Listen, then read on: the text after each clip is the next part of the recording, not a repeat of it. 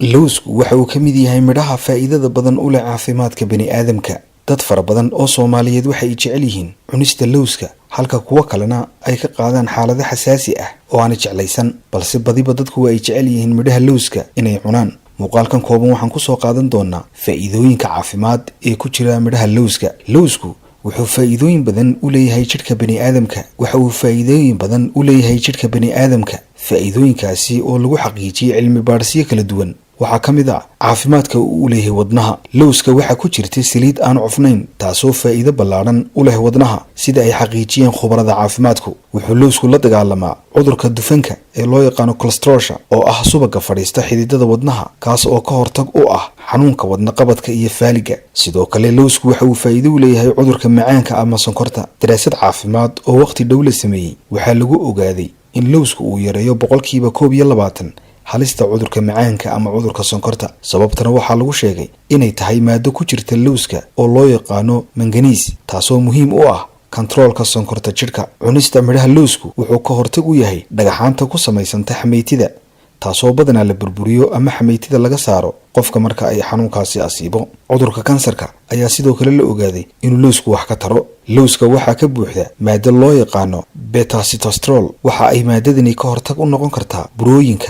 jidhka ku samaysma, waxayna xakamaysaa korriimadooda. daraasad lagu sameeyey dalka Maraykanka ayaa lagu arkay dadka lowska cunaa usbuucii 2 jeer ugu yaraan 8% halista kansarka ku dhaca malawadka. xusuusta ayuu sidoo kale lowsku faa'iido u leeyahay. lowsku waxa uu ka mid yahay cunooyinka loo yaqaano brain food, sababtoo ah waxaa ku jira fiitamiinada B3 iyo kuwa kale, waana fiitamiinka loo yaqaano niacin, kaasoo kobciya shaqada maskaxda sarena u qaada xusuusta. waxaa kaloo lowska ku jira maadada loo yaqaano resveratrol, kaasoo 30% siyaadiya qulqulka dhiigga ee maskaxda. niyad jabka ayaa sidoo kale la xaqiijiyey in uu lowsku wax ka taro. midhaha lowska waxaa ku jira borotiin loo yaqaano tryptophan, kaasoo ka qayb qaata soo saarista maado kale oo loo yaqaano serotonin oo muhiim u ah la dagaalanka niyad jabka iyo diiqada. wuxuuna lowsku u shaqeeyaa sida qaar ka mid ah daawooyinka lagula tacaalo niyad jabka. lowsku wuxuu muhiim u yahay sidoo kale hooyada uurka leh, maxaa yeelay waxay ka helaysaa maadada loo yaqaano folic acid, maadadaasi oo hooyooyinka lagula dardaarmo inay cunaan marka ay uurka leeyihiin. wuxuuna muhiim u yahay